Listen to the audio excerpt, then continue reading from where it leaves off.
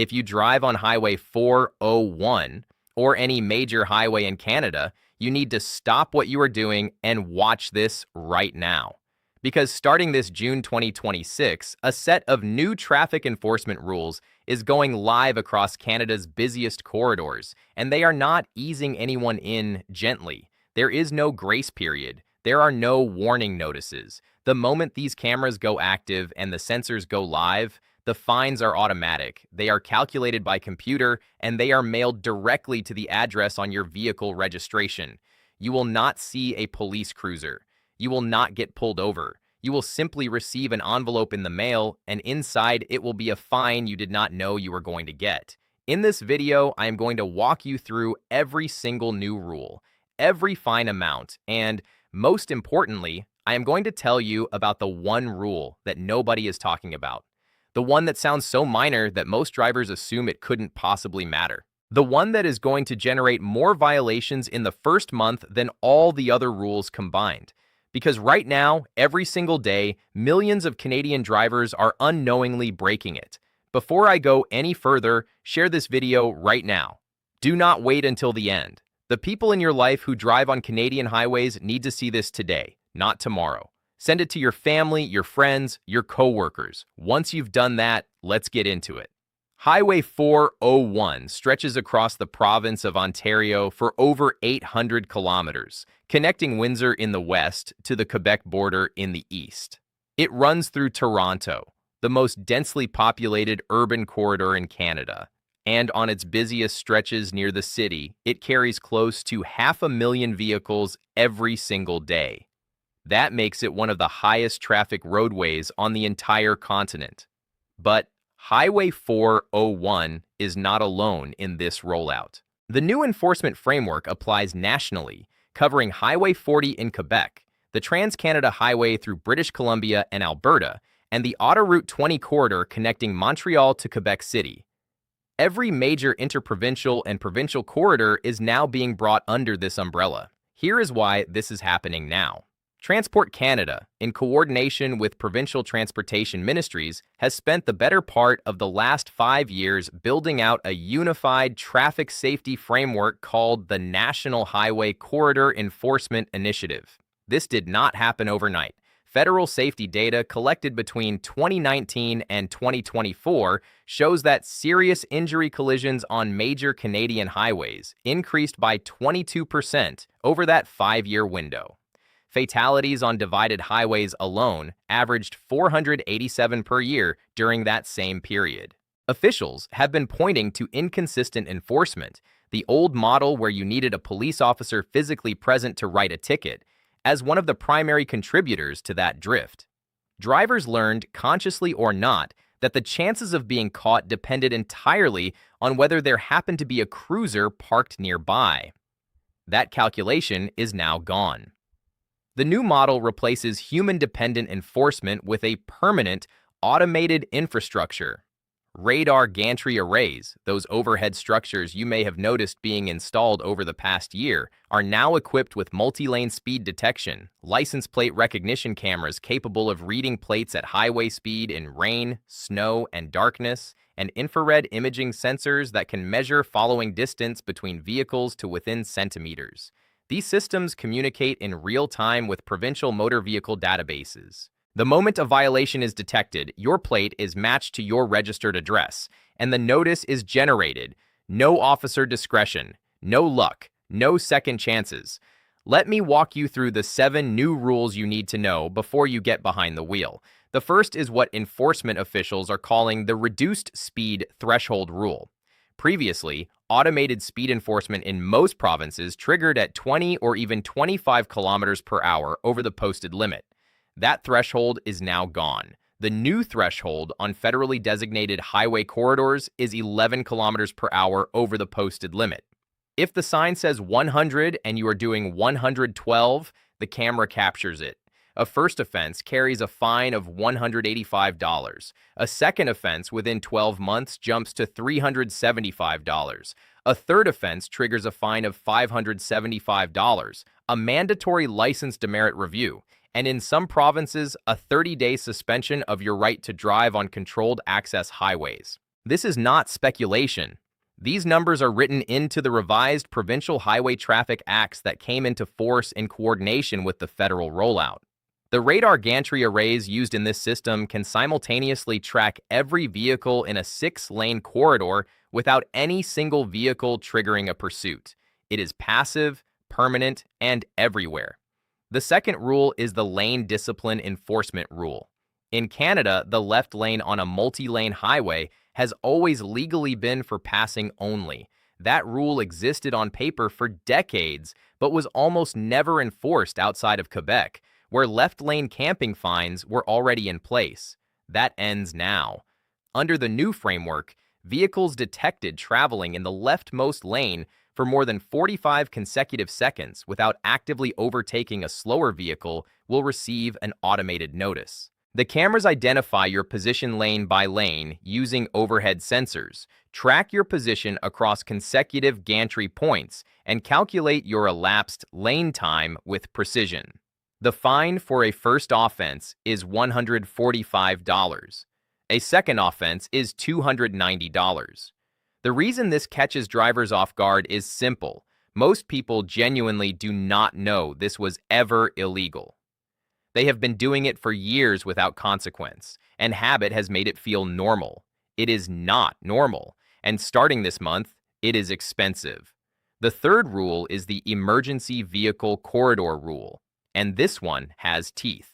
When emergency lights are detected on the shoulder or adjacent lane of a highway, all passing vehicles are already legally required to slow down and, where possible, move one lane away from the emergency. The new automated system enforces this through sensors embedded at emergency vehicle hotspots and mobile detection units that travel with first responder fleets. Any vehicle clocked at more than 10 kilometers per hour over the reduced emergency corridor speed, typically 60 kilometers per hour even in a 100 zone, triggers an automatic notice.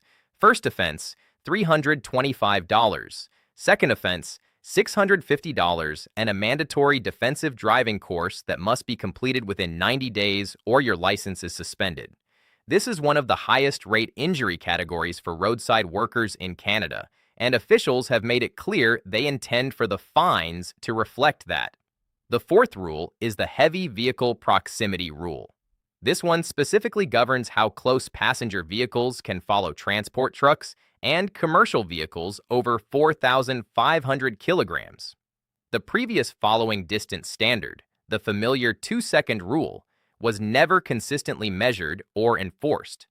The new rule establishes a mandatory minimum following distance of 3.5 seconds behind any heavy commercial vehicle, measured using the same overhead infrared imaging sensors embedded in gantry systems. The cameras calculate the gap between the front of your vehicle and the rear of the truck ahead, measure the time that gap represents at your current speed, and flag the violation automatically if you drop below the minimum.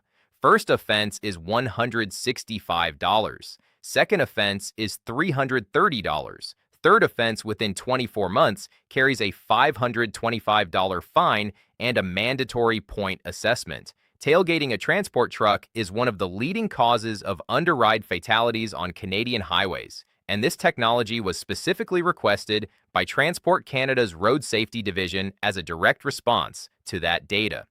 The fifth rule is the Distracted Driving Detection Rule. This is not entirely new legislation, but the enforcement mechanism is. Handheld device use while driving has been illegal in every province for years. What is new is that the overhead camera systems now include AI-assisted visual detection.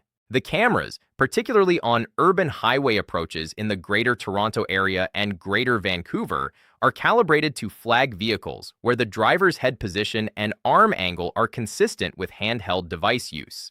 These flagged captures are reviewed by a human officer before a notice is issued, but the review window is automated and fast. You are not getting away with it by being quick. First offense under the new coordinated system, $615. Second offense, $1,150.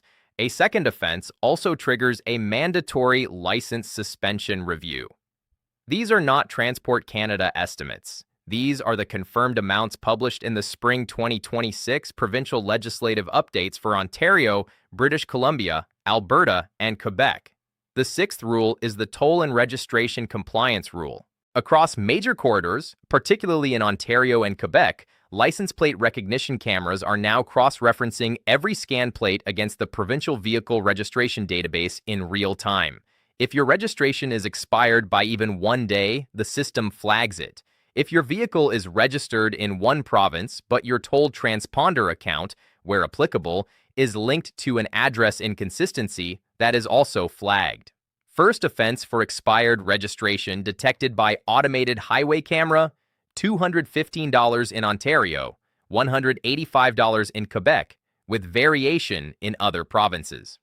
What makes this different from before is that you used to only get caught if you were pulled over for something else. Now the cameras are doing it passively, at highway speed without you knowing. And now, the seventh rule. The one nobody is talking about, the minimum speed compliance rule. Every controlled access highway in Canada has a minimum posted speed. On most 100 km/h highways, the minimum is 60 km/h. On 110 km/h corridors, minimums range up to 70. These minimums existed before, but enforcement was essentially non-existent unless you were causing an obvious hazard. The new gantry sensors track every vehicle's speed as it passes beneath each point.